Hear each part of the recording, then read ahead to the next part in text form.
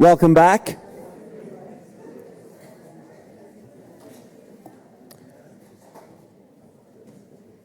So I prepared an introduction, and then I was so inspired by the last panel, I just rewrote my introduction. I want to elevate some of the points that were raised by the prior panel.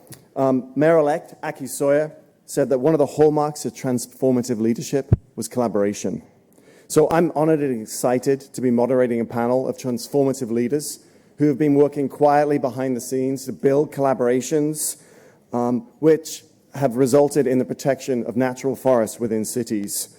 They are going to take you on a journey from the importance of natural forests at the start to the development of policy, to management on the ground, all the way through to the development of future solutions to protect natural forests in cities from coming climate change. You're invited on this journey. Each speaker is going to take 5 minutes to introduce, and then as an audience, you'll get 5 minutes to ask them very specific questions. The next speaker will come up again, we'll do the same. We should have 25 minutes at the end for general conversation, and we're going to look to you for putting burning questions out to this particular panel. I didn't choose the title of this session, Protecting Threatened Natural Forests, but it's apt. I started working on urban forests in New York City in 2009. I was invited there as part of the Million Trees Initiative to work on soils. When I got there, I realized very quickly, talking to urban forest managers and practitioners on the ground, that folks didn't know there were natural forests within cities. Despite the fact that 2/3 of the trees in cities are contained within these natural forests, the majority of the carbon, and they also happen to be the highest quality nature experience for urban inhabitants. The folks that are sitting here, some of them I've been lucky enough to collaborate with directly on helping build, I hope, awareness that natural forests in cities are a really important green infrastructure and nature resource. They remain threatened. So hence the title of this particular panel, but I'm hoping at the end of this panel, they'll be a little bit less threatened because so many of the folks in the audience I know are working on them too, and I hope that this encourages more of you to also pay attention and think about how can we protect, restore, and expand access to natural area forests. So I'm going to keep it very brief. I'm going to allow each speaker to introduce themselves because you can read their bios online, but to lead us off is going to be Dr. Clara Pregutzer, who's going to tell us about the importance of natural forests. Thank you.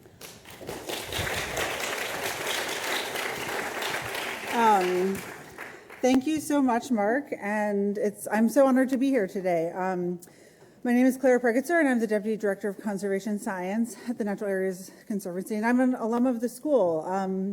I graduated here, my PhD in 2020, and in my short time today, I'm really I was asked to provide some framing about what natural areas are and the importance that they have at a more national scale. My work is really focused in New York City, but we also manage a national network called the Forests and Cities Network. There's some folks here from the Forests and Cities Network today, including folks on the panel. If anyone from the Forests and Cities Network is here, can you raise your hand? New Haven is a team, and anyone else here that works in natural area forests in other places? Great. We got a tour of East Rock Park and got to see some really nice natural area forests. So we've been talking a lot about urban forests and urban greening, but the work that I do really focuses on forested natural areas and nature in cities. So really distinguishing that from the urban forest, these are places that look and feel like the woods. So these are patches of forest, East Rock Park, West Rock Park. They can be vacant lots embedded with neighborhoods, but these are distinctly different in how they're managed and the benefits that they have. And in some ways, they seem like a really niche part of the urban forest, but in fact, there are a lot more forests in cities than you might expect. So in a study we did in collaboration, or part of my PhD, we found that 68% of city parkland is considered natural area forests. And so that really surprised me. There's over 700,000 acres of natural area forests in cities across the US. And these are a really important form of nearby nature for city residents. And as Mark was mentioning, They have really high density of trees. They have really big trees. In New York City, where I work, 5.5% of the city is natural area forest, but that contains 70% of the trees. And so these are really punching above their weight in terms of the benefits that they provide and kind of the quality of experience that people have. So, and it could also come to a surprise that natural area forests are of high quality. And so even when I started my journey in forestry, I thought urban forestry is like really small forests, really degraded, of low quality.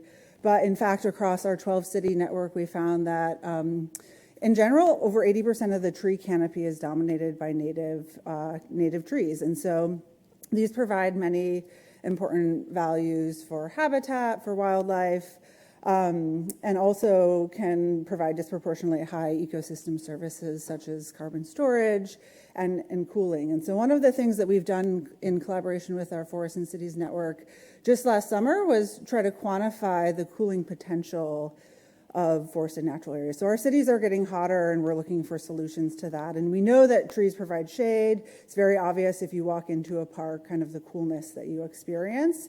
But that hadn't really been well quantified for forested natural areas. And so across 12 cities, we found that forested natural areas are the coolest places in cities. And so both in sort of a hip and fun way, I like to say, but also in a temperature way. And so on average for land surface temperature, forested natural areas in New York City are 4 to 6 degrees cooler than adjacent street tree canopy.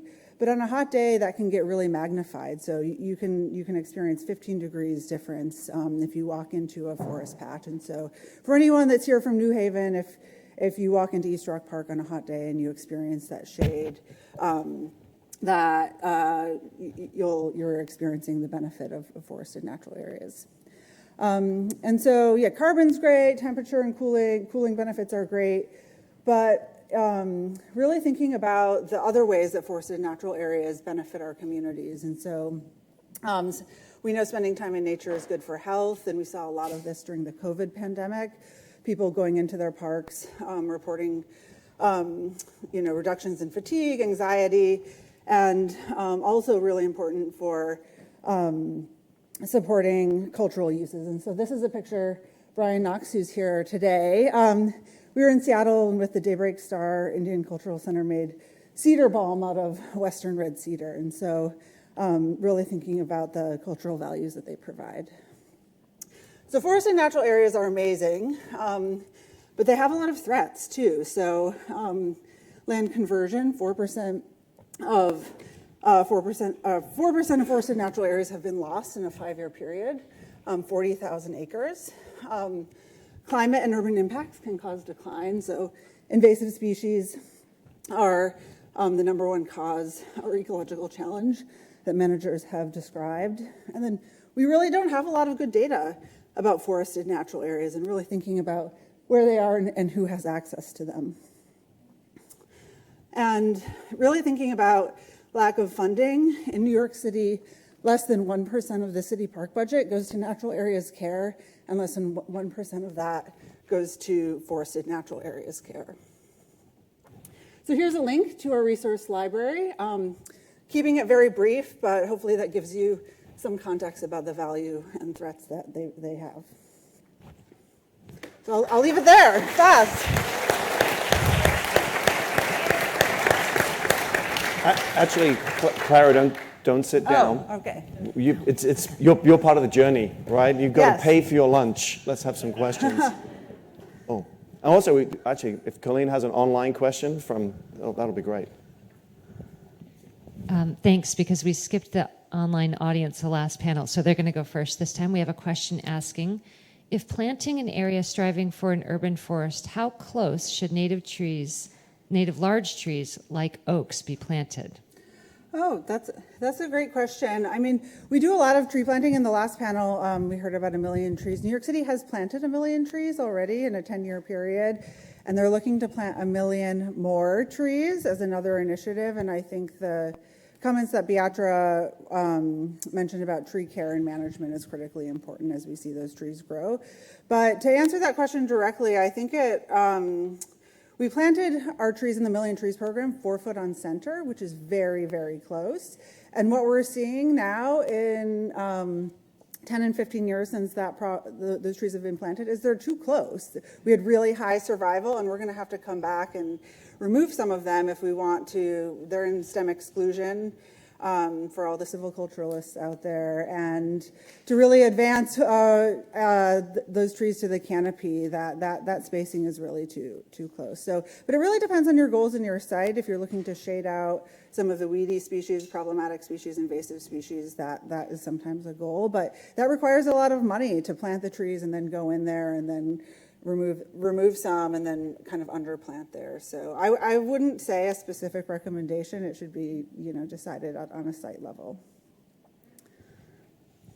So I work in Hartford, and I focus on the tributaries of the Park River, and they're not protected tributaries, but they, what I have noticed is that the majority of the forests, which are unprotected, are really along these riparian corridors, freshwater corridors.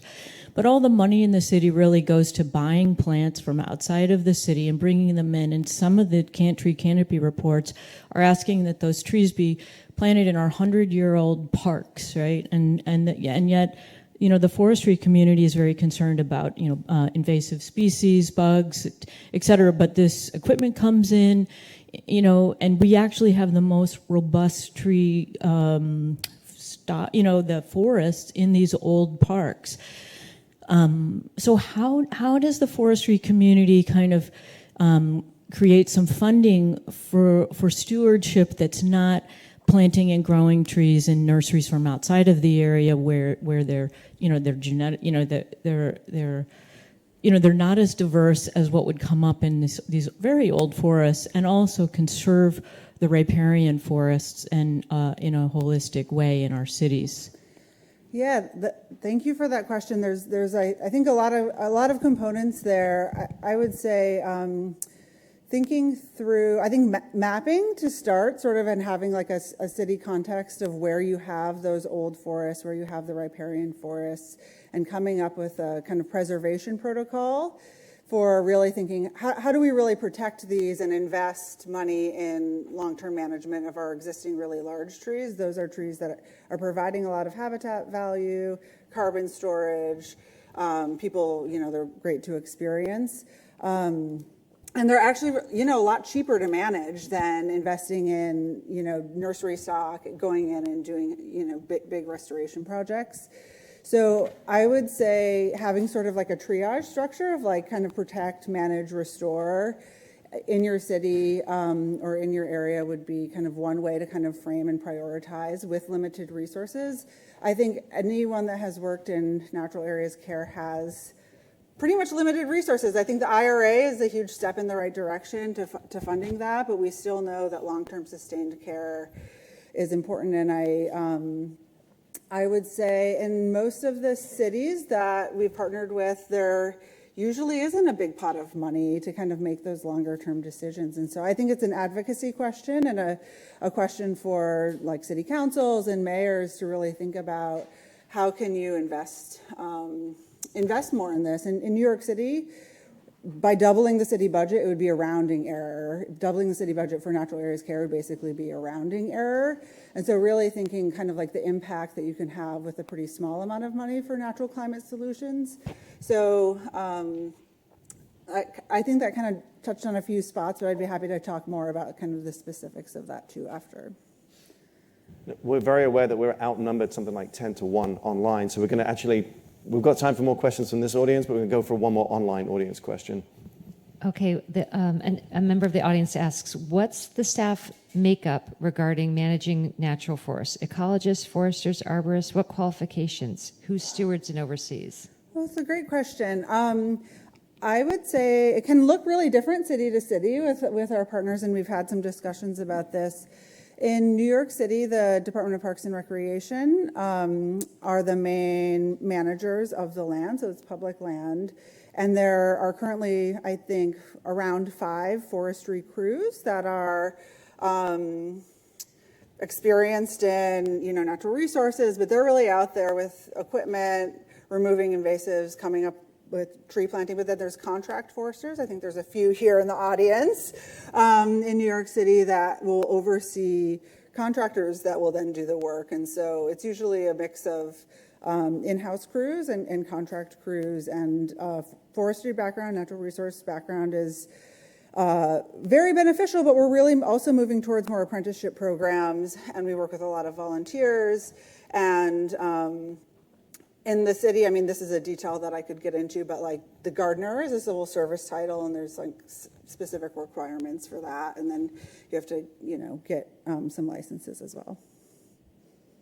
Okay.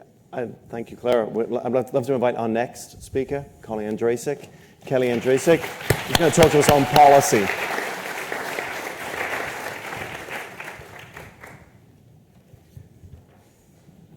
I'm Kelly Andrasik. I'm the Natural Resources Manager with the City of Houston Parks and Recreation Department, and I'm here to talk about our land preservation efforts in the city. So just a little bit of background about Houston. It's 667 square miles. This is the development map of Houston. The yellow is residential. The dark green is parkland. We have over 25,000 acres of city parkland and 382 parks. And so the future maps of this show that a lot of this light green area, which is undeveloped, will be developed in the next 20 years. This is a little bit more specific about our parks. So I have a 1944 aerial of one of our parks, Keith Wise Park, and then a 2022 aerial. So in the 2022, you see that the entire area around the park has been developed. The 44 aerial shows pretty consistent historic habitat of Houston. A lot of Houston was coastal prairie habitat, and then we have a lot of bayou systems that run through it. So there's riparian forests in those bayou systems. And so now what has happened is the development of a lot of the coastal prairie habitat. We have forested habitat to the northeast. And Keith Wise Park is the only land that is remaining natural habitat in this shot. And you can see the western portion of the park has been developed, pretty typical ball fields, parking lots. And then that area in the middle that is cut out is regional detention. So that was 100 acres taken out of that habitat for regional detention. Houston struggles with flooding, and this is happening in a lot of the area. So it remains city land, but the natural habitat is slowly being taken. This is another image, Cambridge Village Park. Again, the 44 aerial historic coastal prairie habitat. And then in the 2022 aerial, all of the land surrounding the city-owned land was developed. And then in the southern portion was the park development, ball fields. And then in the white area is the police department. So 50 acres was taken out for a city police department. So I just give these two examples to show what was happening across our park system. It's still city land, city-owned land, and which is considered, everyone was considering as, we still have 25,000 acres of land, but the natural habitat was not being considered. So last year in October, we passed a nature preserve ordinance, and it took almost 3 years for us to get this through. It protects land within 26 parks. It's 7,423 acres of land that's protected. And there's some limitations, obviously, for this ordinance. Trails are allowed, signage, benches, bird-friendly lighting. Through our meetings with Houston Public Works and the Harris County Flood Control, which is the folks that do regional detention, we did leave an allowance for stormwater wetlands and nature preserves, but it's pretty specific. And that probably, those conversations added at least a year onto this ordinance being passed. Additional rules, you have to stay on trail. You can't go off into the forest. You have to abide by other rules within the parks, keeping your dogs on a leash and picking up after your pets. Mountain biking was prohibited in all but one park. And easements were a big challenge for us. Centerpoint, the electric utility line easements were just cutting up our parks, and so those are no longer allowed in nature preserves, and the ones that exist, they can continue to maintain them. So I pulled this slide from the slide that I presented to City Council, and we had a little bit of people that were hesitant to agree to this ordinance because they thought that we were prohibiting the community from having baseball fields and from doing regular, normal, active recreation park things. And so the purple is the nature preserve, and the yellow is the developed area of the park. And many of these already had developed areas. So there was only a couple of our parks that did not have existing active recreation areas. And so that was just to show that we are preserving the nature that's left, but there are already numerous ball fields and there's buildings in these parks, and we're not prohibiting the communities from still enjoying active recreation at these sites. And this was another slide that I pulled from that presentation that just shows the amenities that were already existing in these parks. And I think this really helped us to get the ordinance passed and for people to recognize that the nature preserves are a passive recreation amenity that we're protecting in these parks. And, Houston has a 4.6 million tree goal, and it was set in 2020, and the goal is to be complete by 2030. And when that goal was set, we wanted to make sure that preservation of existing was also included in that, because if you aren't paying attention to what you already have and you're just planting small trees, but you're not protecting your large forest, then that just doesn't make sense. And so that's why we got this into the same plan, the Resilient Houston plan, that the tree planting goal came in. I'm happy to answer any questions.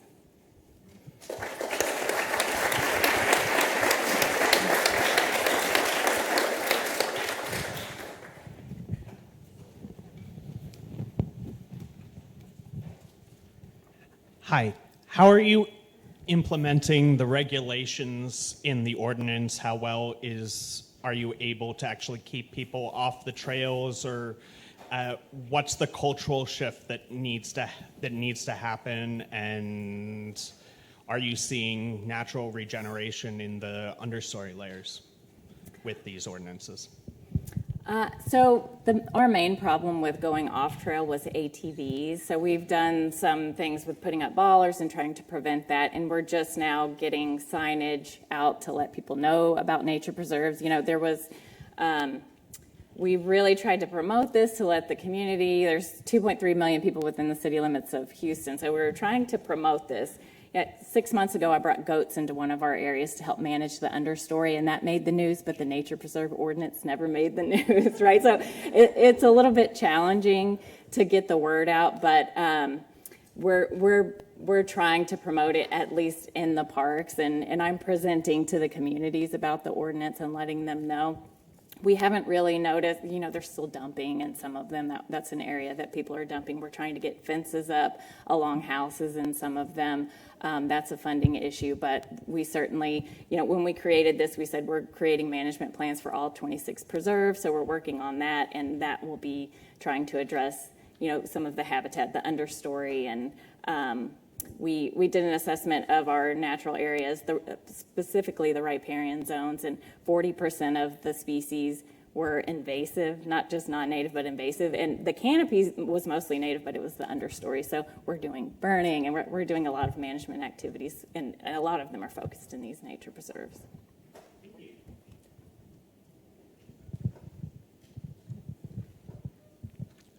Are there any thoughts about managing or putting in ordinances around the nature preserves? Because I know Houston, I don't think, has zoning laws. So thoughts on, we just put in this big preserve, but now there's going to be a giant highway next to it. So is there kind of buffer effects that are being thought of? So that's a good question. Houston does not have zoning, and that's challenging. So it was 3 years for the ordinance, and I know there's a lot of groups that are, actively working in that. We have had, whenever you were asking your question, what popped into my head was another city department that has cat colonies that are released. So that was one of the things that we're trying to get them not to release within a certain radius of a nature preserve, right? So we are looking at other challenges within the city to try to prevent impacts into the nature preserve. But there's a long way to go. Yeah.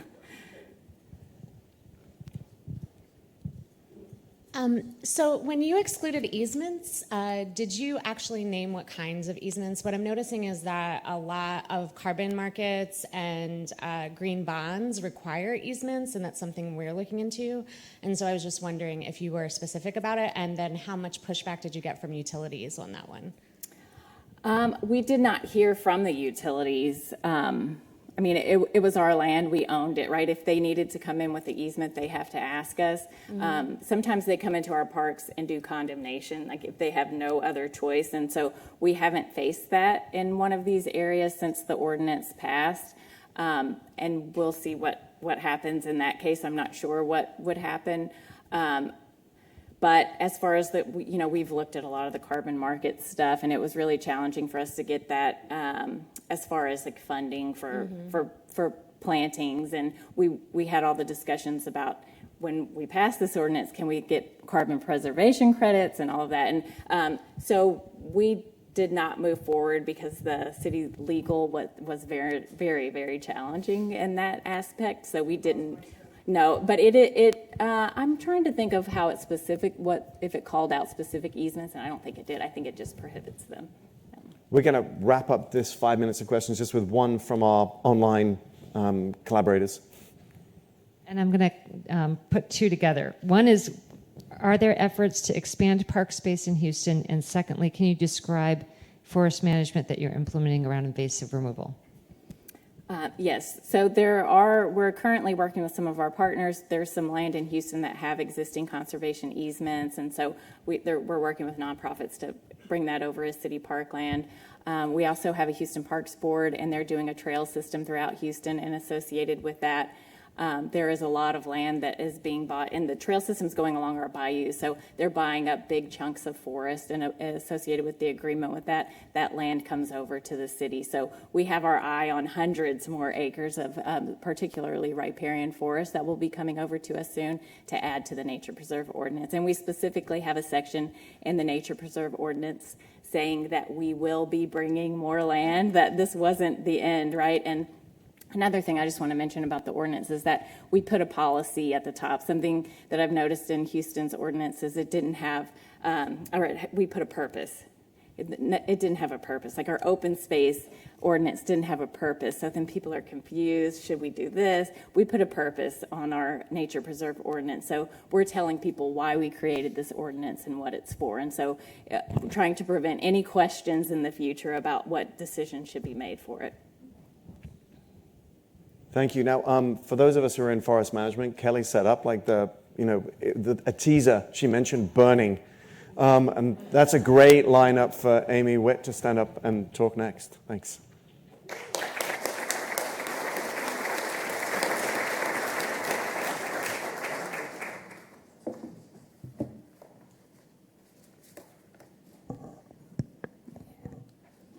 All right.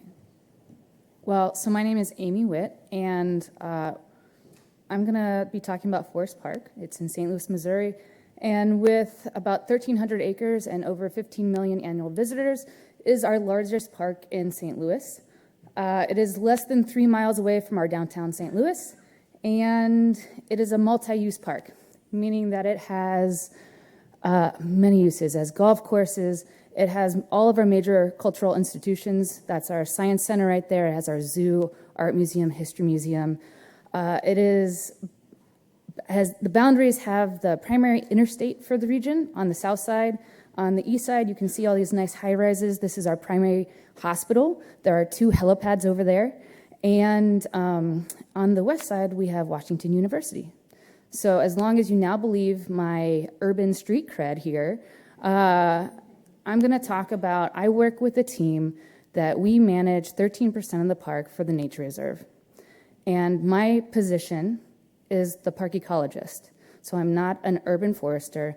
And fundamentally, my team and I get to approach these landscapes thinking about systems and thinking about communities, ecosystems, which means that we're not that different from our rural counterparts when we're talking about dynamic stands, dynamic systems. And we are able then to use and implement systems or techniques such as silviculture.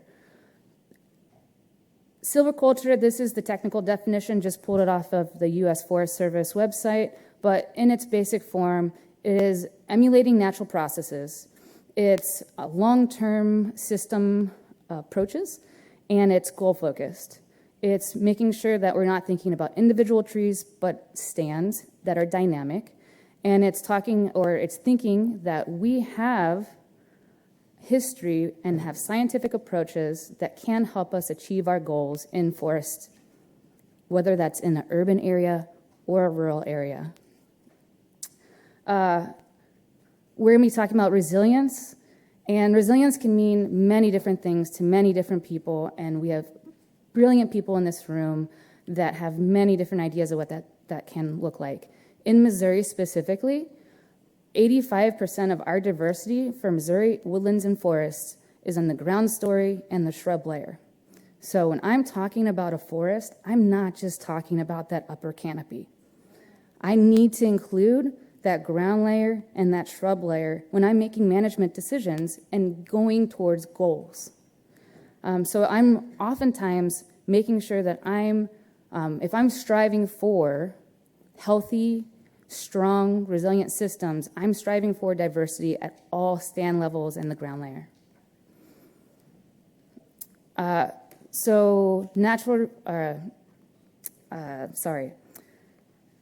So disturbance regime emulation is a standard process used in silviculture. It's a basic one, no matter where you're at. And disturbance in an urban setting can be complex. So there's usually a high prevalence or history or even current disturbance that's happening in urban contexts. However, you can still use natural disturbance regimes and emulation as a tool set to help you reach your goals for your forest stand. So I will be talking about thinning and prescribed burns because we use predominantly, as far as silviculture practices, we use thinning, high mowing, and prescribed burns. So emulating that grazing, prescribed burns, emulating fire, and then also emulating disease, insects. For thinning, we're looking to improve our forest structure and our resilience the whole time. And when you're incorporating these silviculture practices into an urban context, you may need to make some modifications that make them approachable and accepted by the public. So I'm going to talk about, we think about safety and public perception and acceptance at very high, every single step along the way. And so specifically, when we're thinning, we're going to make sure we're advertising that we're doing it. We're not trying to necessarily sneak it in there. But also, we have this situation where we have degraded forests and forests that have only oak, the only area that oaks exist are in the upper canopy. So we still need to introduce that light and get it down to that ground layer. We and our counterparts at Chicago have found that making it so that we do our thinning over a longer time period still allows us to reach our long-term goals and also have public acceptance and support. So what that looks like specifically for us is that first year, we only thin 75% of what our actual goal is. But that allows enough sunlight to reach the forest floor so that it releases the seed bank. So we can manage that for a full year, and then by the time we get to that second winter, we do that last 25%. That doesn't release the seed bank. We're still able to get to our long-term goal and to do our supplementation, but do it in a way that people are able to accept and to support. Prescribed burns. So our prescribed burn program is about 12 years old. The last 6 years, we've been able to incorporate woodlands and forests. And what I say about prescribed burns is, yes, it is its own management tool. It helps remove the vegetation, thatch, and litter on the top of the forest floor, helps it so that those seeds germinate, particularly in Missouri. We need that forest, that ground story to actually exist. However, it is also just a tool. It is not the one practice that's going to solve all your problems. So it's a tool. And in fact, one of the reasons that we do it is because that first 5 to 10 years of a restoration, it's very hard to control that seed bank. And to use volunteers to do that is even harder once you have vegetation that's blocking access to things. So prescribed fire actually allows us to use volunteers and staff to be able to go in there and access the winter creeper and to access everything that's hiding underneath everywhere, all those babies, and to do it so that once we get to year 8, we're in a really good position. At any point in time, you should be monitoring what you're doing to make sure that you're still achieving your goals. And so we are actually in the last year of collecting data to be able to look at just our holistic quality assessments for our sites and to look to see how they impact with fire. And you can see in this picture on the left-hand side, that's a section that we've thinned and we do prescribed burns in. On the right-hand side, I think you can visually see the difference even from a couple hundred feet up high. You can see those vines hanging on that right side. Because at the end of the day, I believe that everybody should have access not just to nature, but to quality nature. And that is when you actually get that engagement. These kids found that turtle. They saw it like 0.1 miles down, or like down the trail. They ran to it. So they find the opportunities. You just have to give it to them. And silviculture is a practice and a tool set that you can use to get there.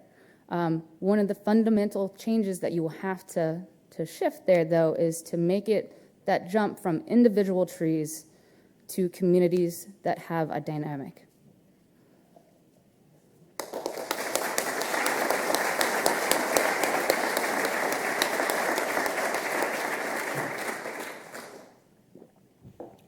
I'm going to jump in as moderator's privilege, and then you're next. I wanted to, Amy, I wonder if you talk a little bit more about that shifting mindset. So I work on soil, which is a great way to have people avoid you at parties. But when I went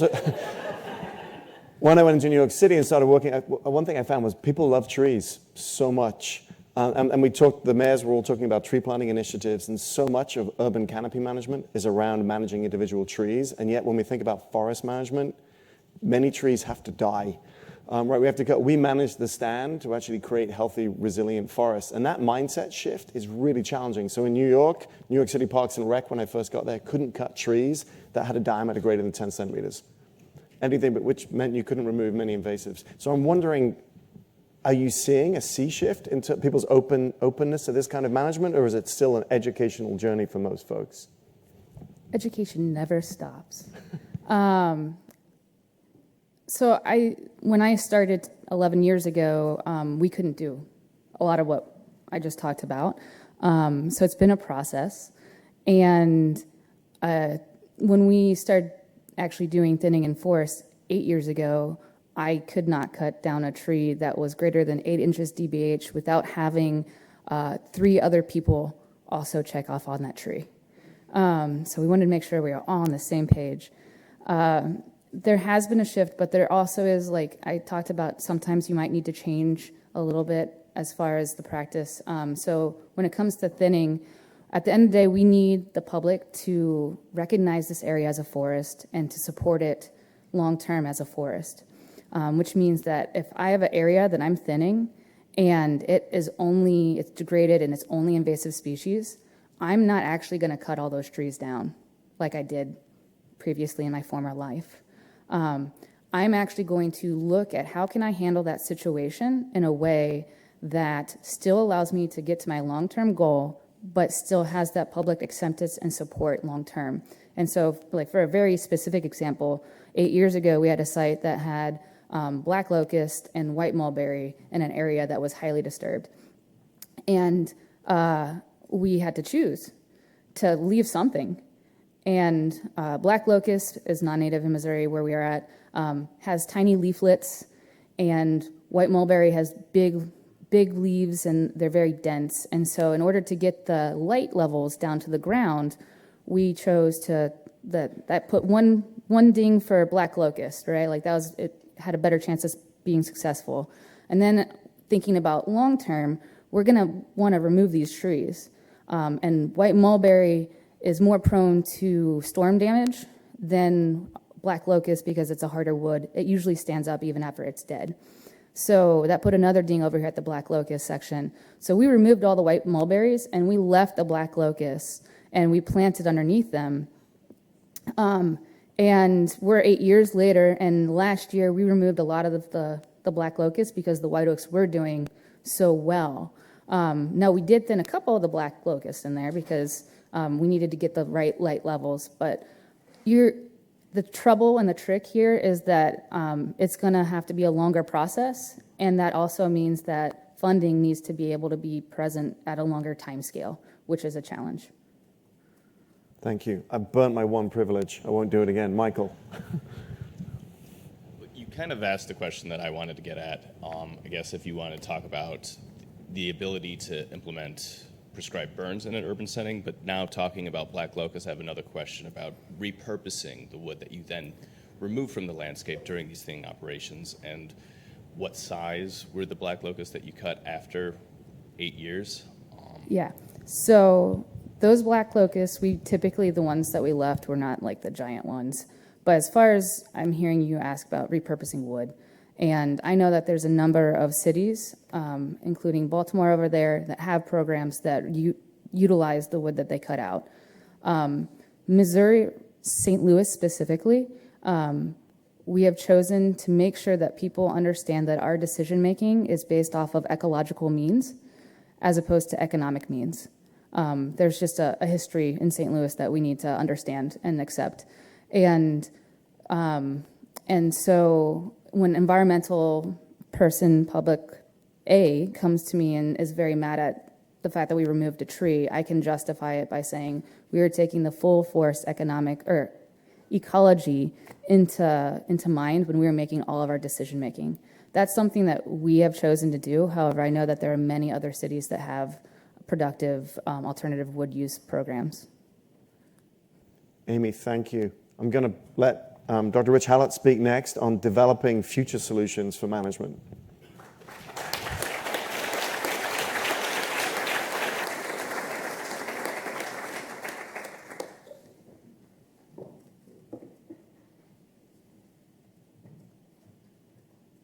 Thank you, everyone, for taking time out of your busy schedule to join us in this conversation. It's really exciting to see the interest in forests and forests in cities in particular. Today, I'm going to talk about oaks in cities and oaks in forests. But before I do that, I want to talk about the story about how we got started on this project and how this project came about. If you remember, in 2020, we had some particular challenges with the global pandemic. At that time, we had planned a series of meetings setting up an urban silviculture network here in the northeastern United States, and we had planned in-person meetings. We had to shift into Zoom meetings and a series of Zoom meetings, and we all learned together how to do that virtually. But what we did is we had a conversation between scientists and urban forest managers in cities stretching from Baltimore all the way up to western Massachusetts.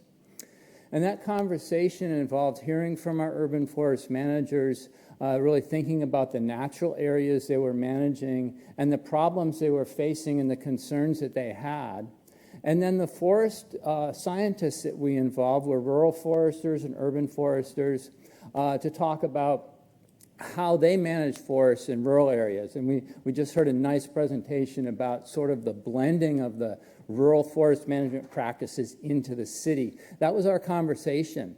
And we quickly hit on focusing on good woods in our cities, we called them, places that weren't invaded, but our urban forest managers were concerned because there were not baby trees in those forests. And so we were facing an issue, and our rural forest experts said, well, you need more light into the forest floor. Cut trees. And we just heard, what a struggle it is to, the shift in thinking about killing trees. And so we had this conversation about the value of oaks in our forests and the fact that we needed more light. And we came up with what I think is a unique solution to this issue, and I'm going to sort of tell you that story. But first, why oaks? Oak trees are incredibly important to our forest ecosystems because they support biodiversity, and they have a huge range. I mean, you look at this map all the way from the southern United States to the northern United States. Oak trees, that's a native range. So we're not talking about, a species migration, moving species into new areas that don't exist.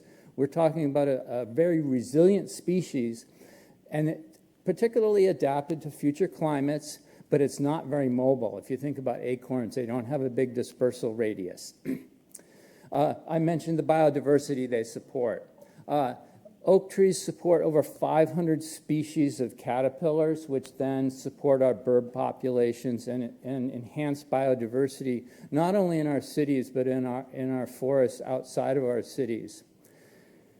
However, oaks are threatened. They're not regenerating. They're not regenerating in our cities. They're not regenerating out in our rural areas. This is a huge topic of research in the Forest Service. And the reasons are a lack of a fire regime, and again, we just heard about the implementation of that practice as a tool, but also, especially in our urban areas, we don't have natural regeneration in our understory. Clara's work demonstrated in New York City, our overstory is predominantly native and our understory is not. And then we have deer. Deer are everywhere. They're in our cities, they're outside of our cities, and they eat every baby tree that comes up. So we have this sustainability issue. We have old forests in our cities, surprisingly. And so with the idea of getting light to the forest floor, instead of harvesting trees and thinning and taking them out, our urban forest managers said, trees are already falling down. We have these gaps in our forests due to windstorms, exotic invasive insects and diseases that are killing some of our keystone species in our forests. There are gaps. There is light reaching the forest floor. But what happens in a city when you have light reaching the forest floor? You don't get baby trees because the deer eat them, and you have exotic invasive vegetation coming in. On the left, you see a picture that I took a couple of days ago in Baltimore. It's a recent gap, and you see my colleague standing in a patch of Japanese stilt grass. Nothing's going to grow. No tree is going to grow there. And then on the right, you see Pelham Bay Park in New York City, an older gap, and you can see what happens when that gap becomes invaded. There aren't trees there. It's a vine land. It's reached a state of what we call arrested succession, and those vines are starting to pull the trees down around the perimeter of that gap. So we've got a situation where we have gaps in forests. Our urban forest managers wanted to take care of that problem and prevent the exotic invasive species from taking over. And so we came up with this idea of thinking about the future climate, right? The climate in New Haven in 60 years will be what is occurring today in Arkansas. It's going to be warmer and wetter. And also, if you think about it, if we're talking about oaks in particular, if we plant an oak tree today, it will very likely be alive in 60 years. What oak tree do we plant, and how will it be doing in 60 years? We don't really know. And so this is where we start thinking about me being a research ecologist, and we heard Beatra mention the R word earlier today, but also making it relevant to the people that are managing our forests in our cities.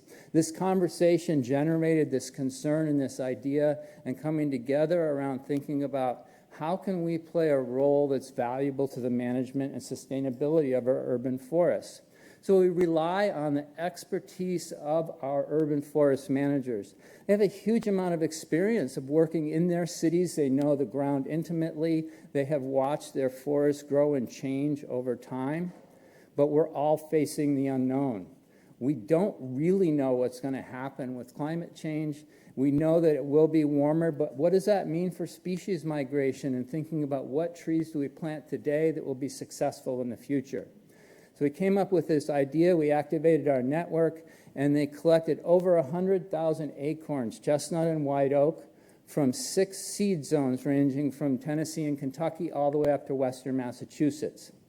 This spring, and we sent those acorns to a nursery in western Kentucky, and we have a colleague who's an expert on white oak genetics. She planted all of our acorns, kept track of the genetic provenance of our acorns, and we lifted them in February of this year. We brought about 18,000 of them back up and planted 9,000 trees in 4 cities and 3 arboretums this spring. Some of you saw some of those plots here in New Haven. the cities in our network that we're doing this replicated study in, each of them received progeny from every single seed zone. So we moved northern trees south and southern trees north, and we're going to be tracking them over time, the next couple of decades actually, to really watch and track how they're doing. So this is an example of how we came together around a common problem that our cities were facing, and everyone is pitching in. It's not just the Forest Service. This was funded partially by Urban and Community Forestry through a challenge cost share grant that went to the University of Delaware. Dr. Tara Trammell is the PI on it. But those of us in the Northern Research Station have pitched in with staff time and expertise, and then all of our city partners are joining us as we begin to measure those 9,000 trees starting next week. And so I will leave it at that and take any questions you may have, but this is a really exciting time for us all, and thank you for your attention.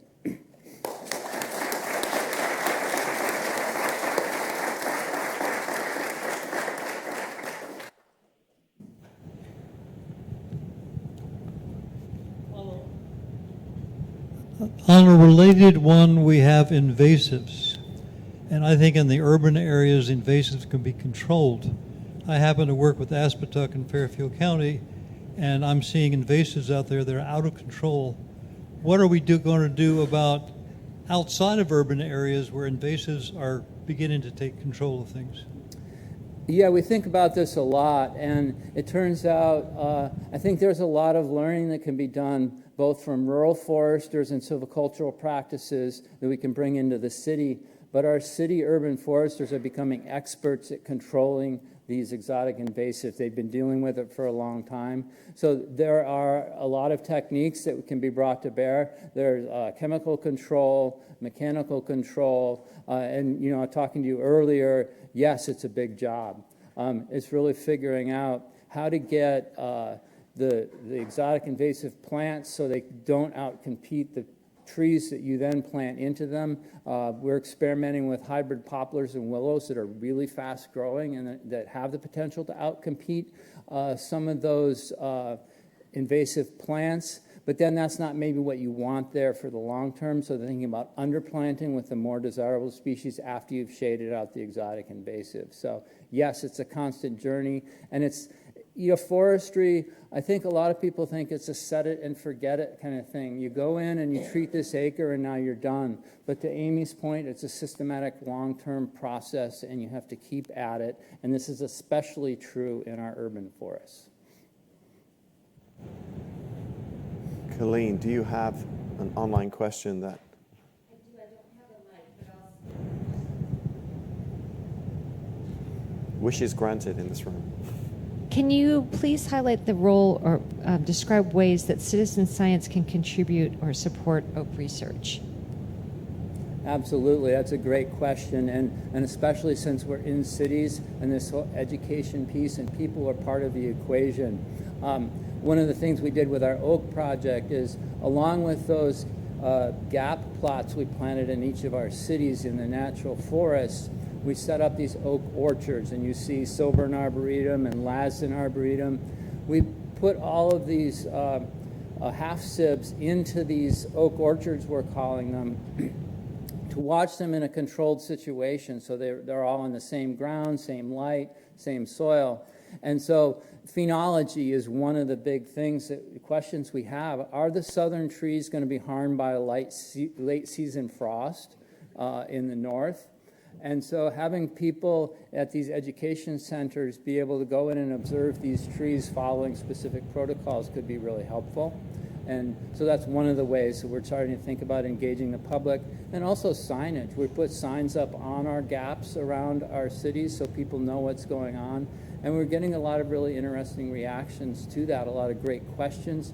People are very knowledgeable about their forests and what's going on, and they have a lot of curiosity. I have one quick one here. What cities are part of the Oak Project? Great question. So we started in Baltimore, Philadelphia. I'm just going up south to north. New York and Westchester, New York. New Haven and Hartford is not part of this replicated study, but we're setting up a sister project hopefully next spring there, and then Springfield, Massachusetts. And we're engaging with all the urban forest managers in all of those cities, as well as scientists from University of Delaware, Rutgers, Columbia, CUNY, Yale, and University of Connecticut, and Amherst.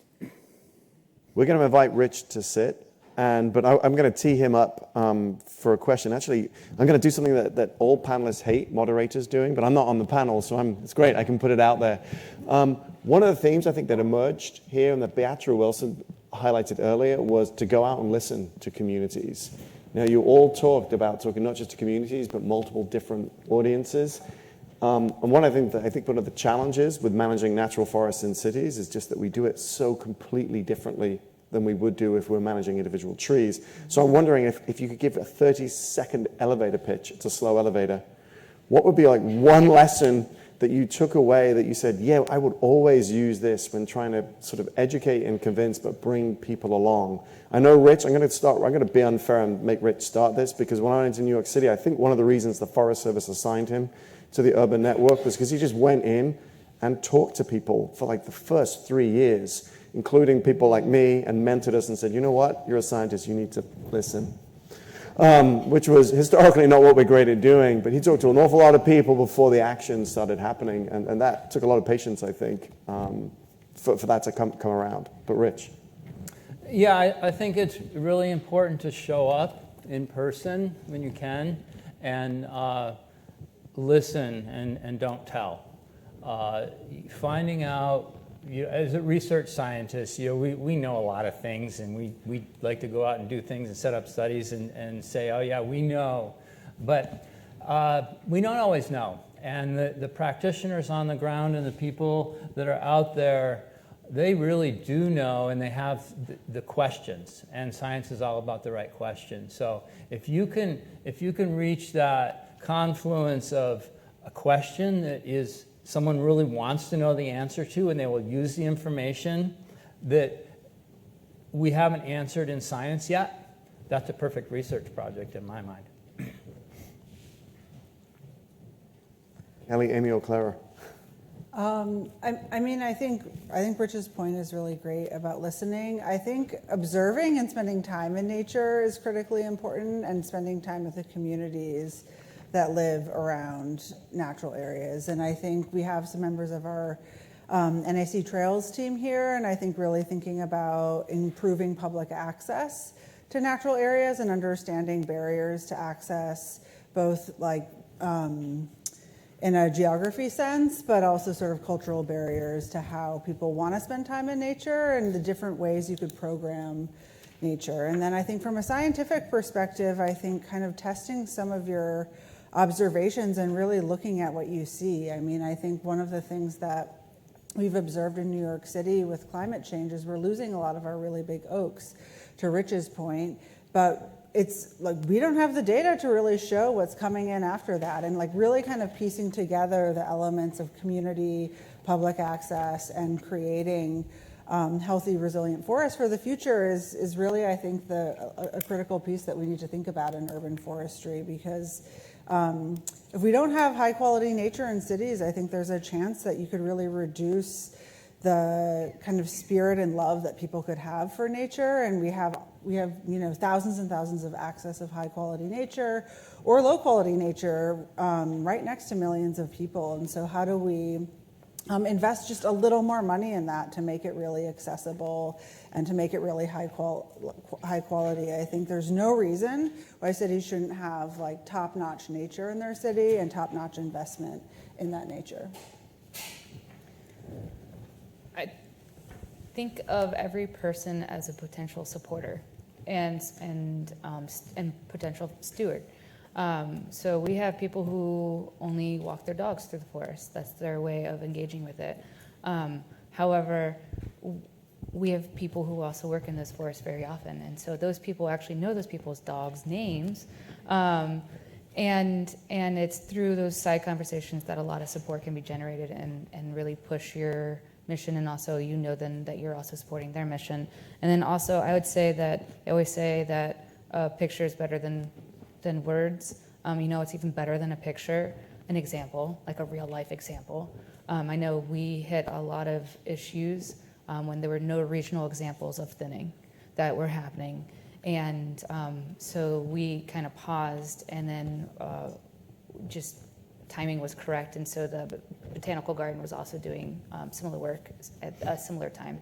So we paused and we worked with them to have examples that people could actually see. And then that allowed a fuller conversation of what does that mean in the future as far as what that should look like.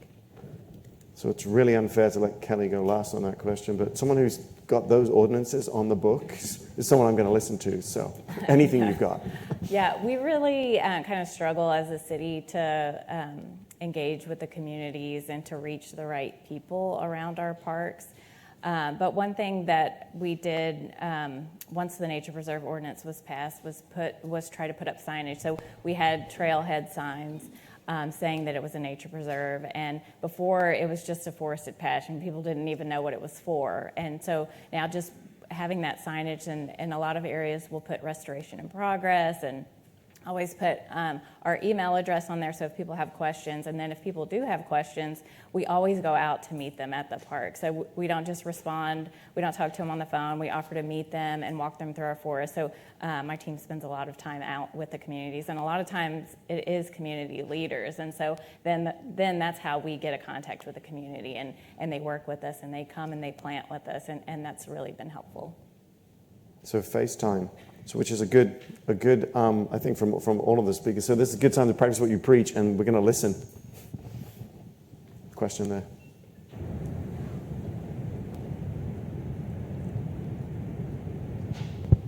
Thank you. This is a question for any or all of you. I'm just wondering what you or your colleagues or networks are doing to prevent or actively prepare for wildfire in your city forests. So I'm just going to make one point. We got 10 minutes left on format and probably lots of questions, maybe 5 minutes. So I'm only going to let one panelist answer, and once you've answered, then you cannot answer the next question. But everyone's pointing to Kelly, so. We just talked about this before we were actually doing the presentation, so I think she has something. Yeah, so we just had a wildfire at one of our nature preserves. It burned 137 acres of forest. So we've been in a drought in Houston for months, and we have been doing prescribed burns at our prairie habitat, and mostly that was for management purposes and, killing the thatch, and so the forbs come up, and so we've been trying to manage our prairies that way. And the prescribed fire at our forests have just kind of been overwhelming. We have forests that are hundreds and thousands of acres, right? And so where do you start in those? But since the wildfire, we are starting at that one next year, and it'll be a little bit easier, right? And we're going to monitor the mortality of some of the trees in that forest now to see. But we do have some pine forests that we are creating prescribed burn plans for right now. And really in reaction to this, if this nature preserve catches fire next year, we're going to lose most of the trees. And so this wildfire has been a wake-up call that don't keep putting it off. We need to do prescribed fire, and also the regeneration piece of that is important too, because we're not getting regeneration because it's too thick under there. So we are just now working on that now. So thank you for the question. Thank you, Kelly. Kelly can relax now. There's the next three of you are on the hot seat. Colleen. Okay, we have two questions that are related. I'm just going to ask one of them, but they're very related questions. In what ways can you use indigenous ecological knowledge from indigenous communities to improve forest health? I'm happy to cite an example. It's not mine, but we have some folks from our Seattle Forests and Cities team that have really partnered with different American Indian tribes and indigenous groups in Seattle, and we got to really see those examples firsthand. And I think one of the ways they were working with them that really stuck with me is introducing ways to harvest medicines out of the forest and traditional sort of cultural foods. And so they're shifting and really working with communities to make that happen. We've got a question already set, I think. So thinking about cities that are really built out and don't have established natural areas, and thinking about small patch sizes and this big 30 by 30 conservation effort, what are some ways that, innovative ways to start thinking about establishing natural areas in urban landscapes that don't have them already? I think that's a really great and hard question to answer. I think with zoning and sort of established development in a lot of cities, and there often sometimes isn't room for natural areas, but I think one of the things we've talked a lot about is the kind of difference between growing and shrinking cities and how that can really change over time. And I think for cities that are growing, I think it's really important to think about kind of planning and zoning and encouraging protection of natural areas in places where, of course, affordable housing is critical. But if you don't have access to nature, that might not be a really nice place to live for the long term. And there's a lot of housing developments that are going up in places that will likely get flooded in the future. And so really kind of the intersection of planning and natural resources, and not really thinking of nature and natural areas as an afterthought in that. And then I think there's some really good examples of vacant lots. And I think the URI has some really nice examples here in New Haven of how to really engage and kind of activate vacant lots, and working either with whoever the property owner is, or really thinking about how you can kind of patch together smaller places in cities. And Baltimore has a lot of good examples with that. Katie's here in the back, she can raise her hand. But I think there's a need for that, and a way to really look at a mapping level at your city, where does nature exist? In New York City, we created a nature map, and it's one of the first examples of a nature map in cities. And we found that there's a lot more nature in a city than you might expect, and a lot of cities might not have that, and that will allow you to make some of those planning decisions and neighborhood level decisions. I'm going to do the game show thing now and say, Kelly, Clara, you can relax. Amy, question for Amy or Rich?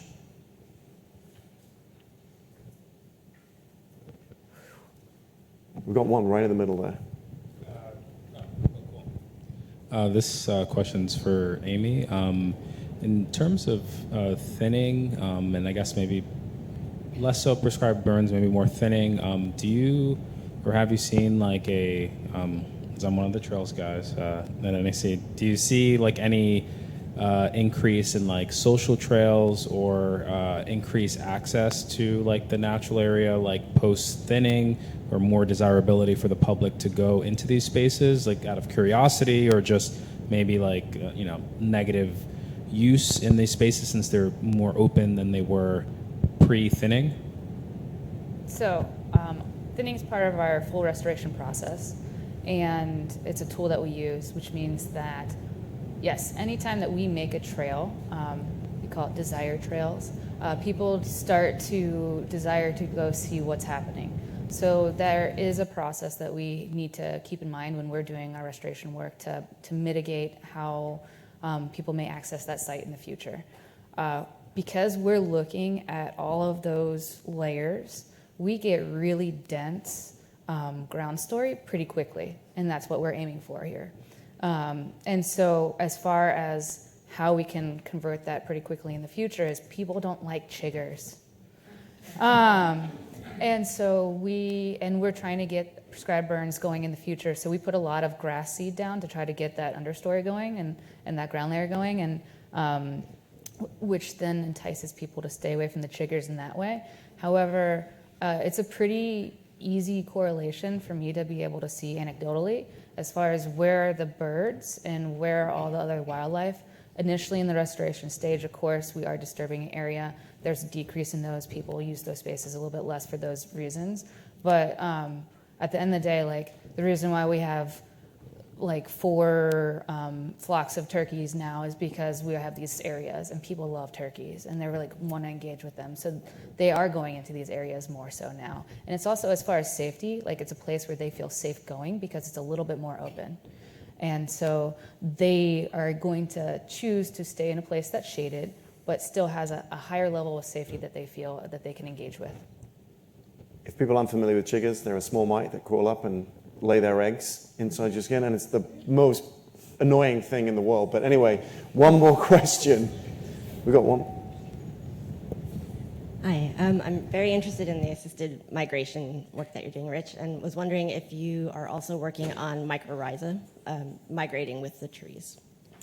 Yeah, that's a great question. So we had the funds to implement this project, and now we have a great experimental design, and we're in the process of writing an NSF grant using this, and mycorrhizae is one of the things that we're hoping to get funding to look at and measure, along with some of the insect populations and whether they're responding to the different progeny in the same way. So we're starting to think about a systems approach to this. We got the trees in the ground, we're assessing the mortality, but it's really the next steps is like, what's really going on, and getting the ecological knowledge so we understand when we move half sibs from the south or move them around, are we making a mistake or not? But also, we're talking, doing a field tour in Baltimore, and the Baltimore city managers, they're really interested in this information too, because they want to know, like, when these trees start having acorns,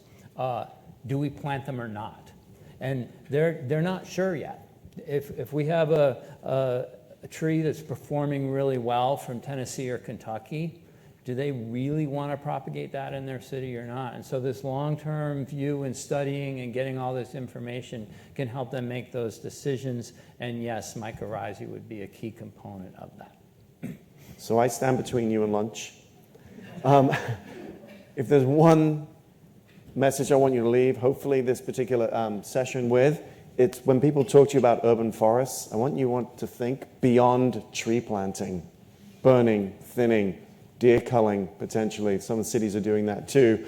And also when people come around and they say, you know, there aren't forests in cities, there are many people in this room, and I'm sure online, that can testify there are natural regenerating forests in cities. I'm going to thank, at the very end here, all of our panel for fascinating talks and taking us on this journey.